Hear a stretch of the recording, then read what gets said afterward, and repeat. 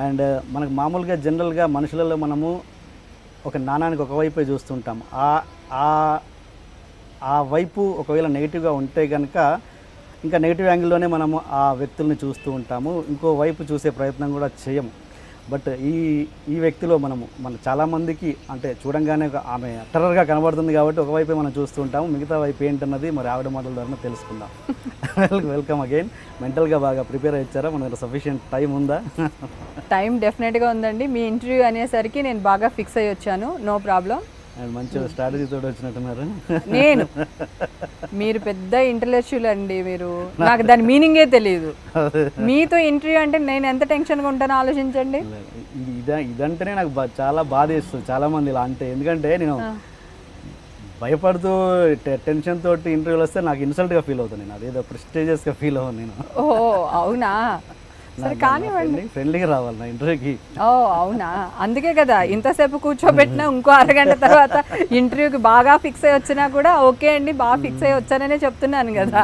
Okay okay. ఇంతకీ ఏంటి కొత్త గెటప్ గుండు? ఒక 2 months బ్యాక్ తిరుపతి వెళ్ళాను.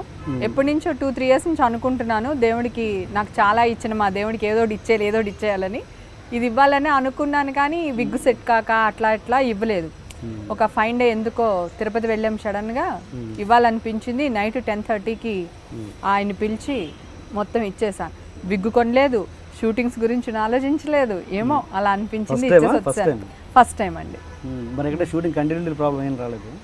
ఉన్నాయి, ఓకే విగ్గులు ఉంటాయి కదా మేనేజ్ చేసేయచ్చు అని ధైర్యంతో ఇచ్చేసాను. ఏమో ఇంకా ఆ రోజు అలా అనిపించింది, ఇచ్చేసాను అంతే. దాని గురించి ఇంకా ఆలోచించలేదు. నెక్స్ట్ షూటింగ్స్ ఏంటి, షెడ్యూల్స్ ఏంటి అని ఆలోచించలేదు.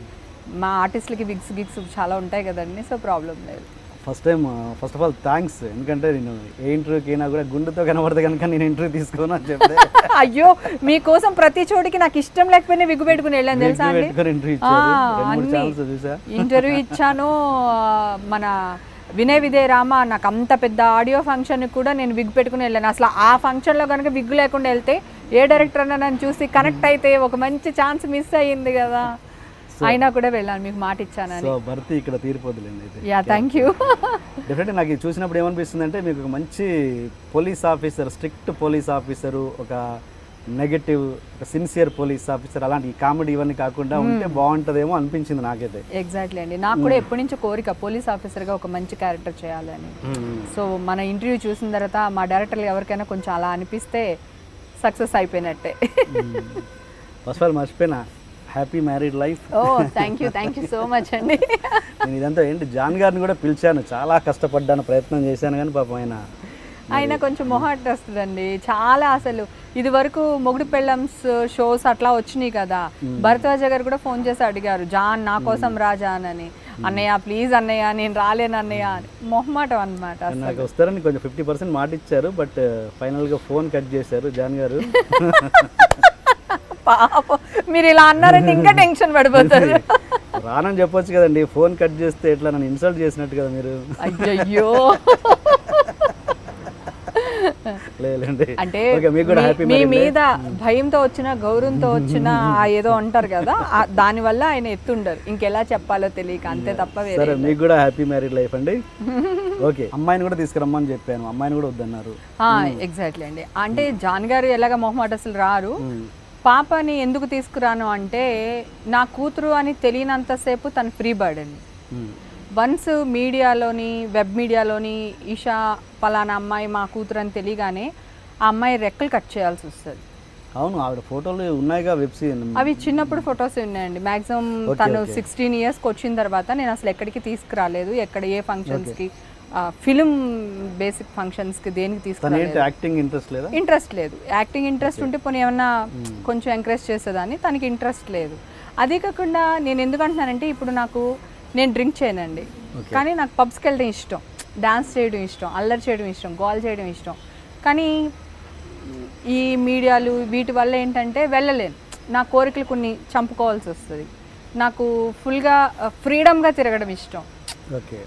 అయ్యో హేమ ఇలా తిరుగుతుంది, లేదా హేమ ఇక్కడ ఉంది అక్కడ ఉంది, ఏదన్నా వేస్తారు గాసిప్స్, ఎందుకు వచ్చిన గొడవ అని మనకున్న కొన్ని ఇష్టాలని చంపేసుకోవాల్సి వస్తుంది.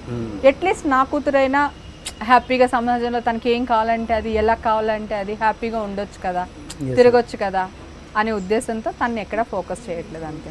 ఓకే, ఇంత ఫోటో కూడా చూపించారుగా ఇంకా ఇంటర్వ్యూలో? అలా ఏం లేదండి. ఓకే ఓకే సరే. అండ్ హేమ అంటే ఫస్ట్ గుర్తొచ్చేది క్షణక్షణం అంటే అతడు, అవి రెండే ఎక్కువగా గుర్తుండిపోయే సినిమాలు. ఓకే, మధ్యలో ఎన్ని హిట్స్ వచ్చినా కూడా అవి రెండే ఎక్కువ. ఈ మధ్య మళ్ళీ నాకు బాగా అనిపించిన సినిమాలు అమ్మమ్మ గారిలో ఒకటి, మళ్ళీ వినయ విధేయ రామ. బాగా క్లిక్ అయిన క్యారెక్టర్స్. బట్ వినయ విధేయ రామ అనుకున్నంత సక్సెస్ కాలేదు. బ్రేక్ అయితే వచ్చింది క్యారెక్టర్ కానీ సక్సెస్, ఏదైనా సక్సెస్సే కాబట్టి ఫైనల్గా ఆర్టిస్ట్కి ఆ విషయంలో ఎలా ఫీల్ అయ్యారు? ఆయన డైరెక్టర్ గారు మాస్ డైరెక్టర్ అండి. మనం ఏసీ సెంటర్లోకి వెళ్ళి ఆ సినిమా చూస్తే ఎంజాయ్ చేయలేం. ఎవ్వరు నా సీన్కి ఏసీ సెంటర్లో గట్టిగా నవ్వను కూడా నవ్వరు.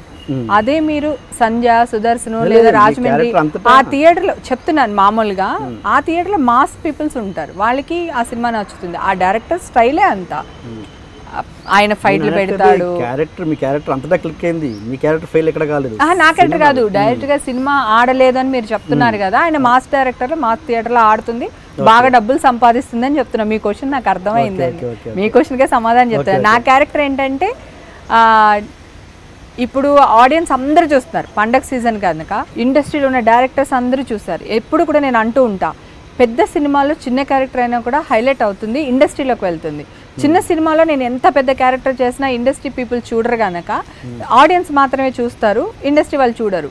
అదేంటంటే ఆడియన్స్లోకి వెళ్తాను కానీ ఇండస్ట్రీలోకి వెళ్ళలేను. ఇప్పుడు ఈ సినిమా అలా కాదండి. సో రామ్ చరణ్ కోసం కొంతమంది డైరెక్టర్లు, ప్రొడ్యూసర్లు చూస్తే, బోయపాటి గారి కోసం కొంతమంది డైరెక్టర్లు, ప్రొడ్యూసర్స్ చూస్తారు. సో ఆ విధంగా ఇండస్ట్రీ అంతా చూసింది. మొన్న నేను మళ్ళీ 2 days బ్యాక్ కూడా తిరుపతి వెళ్ళడం జరిగిందండి. తిరుపతిలో దిల్ రాజు గారుని అనిల్ రావుపూడి వాళ్ళు కలిసారు. లైన్లో నేను ముందు చూడలేదు, తర్వాత ఆయన చూసి ఏంటమ్మా సర్ప్రైజ్ అన్నారు. అప్పటికి గుండు కూడా ఆయన సడన్గా చూసిందే. నేను 2 days బ్యాక్ వెళ్ళొచ్చాను. ఆయన వచ్చేసి వినయ విధేయ రామలో సూపర్గా చేస్తావుగా, ఇరగదీస్తావుగా, చాలా రోజుల తర్వాత భలే క్యారెక్టర్ పడింది అంటున్నారు. అంటే గుళ్ళోనే ఆయన అంత ఎగ్జైట్ అయ్యారంటే, ఒక దిల్ రాజు గారి ఫేస్లో పెద్ద రియాక్షన్ దొరకడం చాలా కష్టం అని ఒక నవ్వుతారు. ఆయన నోట్లోంచి నా కోసం 4 మాటలు బయటకు వచ్చినాయి అంటే నేను అక్కడ సక్సెస్ అయిపోయినట్టే లెక్క. సో ఇండస్ట్రీలో కానీ మళ్ళీ వెబ్ మీడియాస్లో కానీ హేమ బ్యాక్ అని రాసేసారు, కామెంట్స్ బాగా వస్తున్నాయి. సో బాగుంది. నాకేంటంటే ఒక డైలాగ్ ఉన్న వేషమో లేదా ఒక టీ కప్ ఇచ్చేసే వెళ్ళిపోయే వేషాలు చాలా వస్తున్నాయండి. కాకపోతే నాకు ఆ క్యారెక్టర్స్ యాక్ట్ చేయడం ఇష్టం లేదు. ఇట్లా ఇంపార్టెంట్ క్యారెక్టర్, గుర్తింపు ఉండే క్యారెక్టర్ సంవత్సరానికి 2 వచ్చినా పర్వాలేదు కానీ నేను అవే చేస్తాను. ఇలాగే ఒక చిన్న క్యారెక్టర్ ఏదో సినిమాలో చేస్తే నాకు కొంచెం క్లోజ్గా ఉన్న సర్కిల్ ఫ్యాన్స్ ఎవరో ఫోన్ చేసి, మేడం మీకు ఏమన్నా ఫైనాన్షియల్గా ప్రాబ్లం అయితే చెప్పండి మేడం, మేము హెల్ప్ చేస్తాము, అంతేగాని మీరు ఇలాంటి క్యారెక్టర్లు చేయకండి మేడం అనేది. సో ఆ రోజు నాకు అనిపించింది, నిజమే కదా, నేను తప్పు చేస్తున్నాను. ఏ ఆర్టిస్ట్కి రానంత పేరు వచ్చింది, అంత బిజీగా ఉన్నాను. ఇప్పుడు ఎందుకు కక్కుర్తిపడి చిన్న చిన్న క్యారెక్టర్స్ చేయాలి? ఇప్పుడు ఝాన్సీ ఉందండి, తను 10 సినిమాలు చేసేది సంవత్సరానికి, కానీ చేసే 1-2 సినిమాలు మంచి గుర్తింపు ఉన్న క్యారెక్టర్స్ చేస్తుంది. బాగానే ఉంది కదా ఇది కూడా. సో అందుకని అట్లా. సో ఇప్పుడు ఈ సినిమా చూసిన తర్వాత హోప్ మంచి క్యారెక్టర్స్ పడతాయి అని అనుకుంటున్నాను. ప్లస్ ఇంకొకటి ఏంటంటే, ఇండస్ట్రీకి కొంచెం గ్యాప్ రావడానికి కారణం ఏంటి, మీరు ఎలాగ అడుగుతారు, ఇండస్ట్రీకి గ్యాప్ వచ్చింది కదా మీరు ఏం చేస్తున్నారు అని. సో దానికి కారణం ఏంటంటే, నా పక్కనే యాక్ట్ చేసే వాళ్ళందరూ ల్యాప్టాప్ తీసుకోండి, ఇంకా మీరే క్వశ్చన్ అడుక్కోండి. మీరు ఇందాకే అన్నారు గలగలగా మాట్లాడేస్తారు అని, మరి నేనేం చేయను, మీరు అన్నారు కదా నేను మాట్లాడేస్తున్నాను. నా పక్కన యాక్ట్ చేసే వాళ్ళందరూ ఒక 5-6 ఇప్పుడు నాకు ఇండస్ట్రీలో రాకపోవడం కూడా నా అని నేను అలా చెప్పలేను, కానీ అది కూడా గ్యాప్ రావడానికి కారణం.